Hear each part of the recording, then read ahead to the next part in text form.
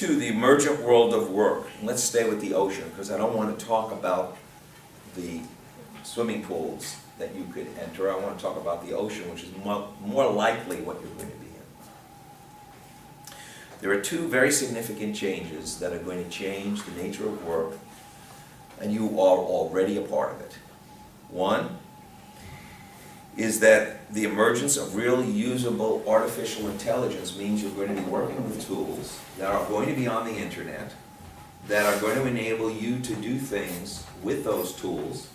Think about your iPhone and what you can do now with your iPhone. Think about the cloud and big data and social and how that's going to be involved. And I don't want to get too technical, but artificial intelligence means that you're going to be working with intelligent service assistants that's going to change the nature of what your job is going to be, or even how you learn, or even what you do. So you're going to have to learn these systems as part of your work and leverage yourself with it. I'm going to get into a little bit more about that so that it's clear to you. The other is that you're going to be online, connected in a global network. Because you're going to be connected online to a global network, you're going to work with people all over the world, and you're going to work with people who are very different than you. And by the way, this is the last time that you'll ever be all with people your own age until they will you into the nursing home. And then you'll be with people your own age again.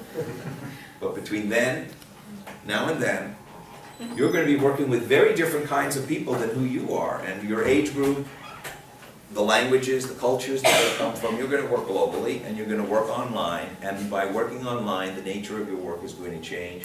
And artificial intelligence, they're called cognitive service agents, they're called a lot of different things. Think of the Google driverless car and what that's going to mean for the auto industry, what it's going to mean. That means that the auto industry is going to be the software industry, basically, and that we're going to have a very different experience. So this may sound somewhat fuzzy, but let's take ourselves back 100 years ago. There were 3 innovations 100 years ago that people didn't know what to do with, but the ones that did created enormous opportunity for themselves. One was the elevator. Many of you may not realize this. The hydraulic elevator was invented by Elijah Otis back in 1852. It wasn't until the beginning of the 20th century that buildings actually started to get taller, because everybody thought of the elevator as an alternative to stairs, and stairs you could only build to the height of what a man or a woman could walk. So all places were just 5 or 6 stories high. Imagine if you are in a city and you understand the potential of what an elevator could do. You would understand that you could build taller buildings. You would understand opportunities of creating corporations that are down in one area, in which the height of the buildings wouldn't matter. And if you were in the construction business, if you were in the architecture business, that one invention of the elevator could create enormous opportunity for you, because you didn't have to know how to build an elevator. You had to know how to take advantage of what an elevator could bring to a building or to an area. Something called the horseless carriage. They didn't know they only knew horses. So everybody called a car or a truck a horseless carriage because there wasn't a horse, and for thousands of years the only motion was a horse. We even used to, in Rick and my generation, used to talk about horsepower for a car, which is an anachronism because that was the way that we referred to transportation. So imagine you in 1914 have this motorized vehicle, and you're understanding that you're not limited to deliveries within 10 miles, because a horse could only go 10 miles. You could go 50 miles. And that a horse could only travel a certain pace, but you could go a faster pace.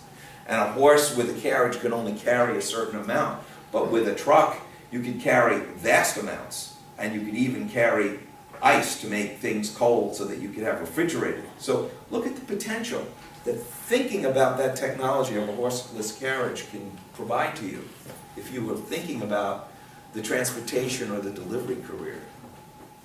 Then let's take a look at another invention, and then we'll move on,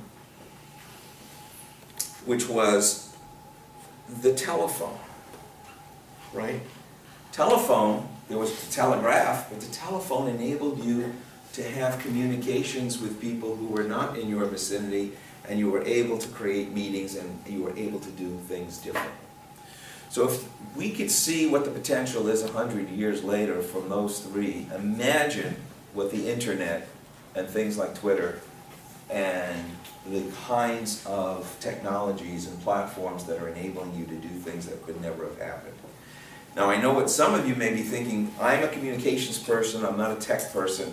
I'll leave that to Cisco, I'll leave that to Google, I'll leave that to the tech people, and I'll just do my communications thing. Problem is that you are limiting your marketability, you're limiting your career, because if you understand those systems, being a communications person, understanding interpersonal communications, you'll do so much better if you also understand the capabilities of what the technology can bring for your own careers. There's a lot more we can talk about, but we won't because we don't have the time.